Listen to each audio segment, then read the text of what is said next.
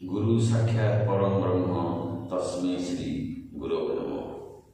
आज पवित्र गुरु दिवस अवसर में कुसुम टीवी चैनल माध्यम मो समस्त जनसाधारण को एवं आमर द्वितीय धर्मावलंबी पितृमातृ प्रेमी को वार्ता देवाक चाहूँगी जे आज पवित्र दिवस माने समस्ते पितृमातृ प्रेमी हवा उचित, समस्ते गुरु प्रेमी हवा उचित।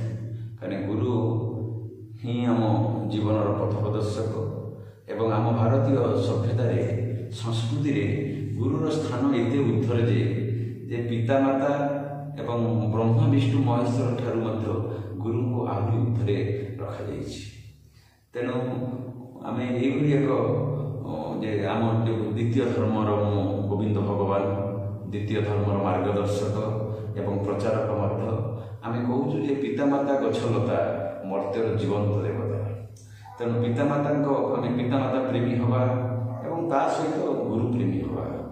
कारण गुरु ही आमको रास्ता देखाती, आलोक देखाती। आज आम जो स्तर में आसी पहुँचीचु गुरु नथिले एवं बापा माँ भी आमर आद्य शिक्षक माँ भी आमर आद्य शिक्षयित्री एमानकर अवदान समाज प्रति यथेष्ट अच्छे।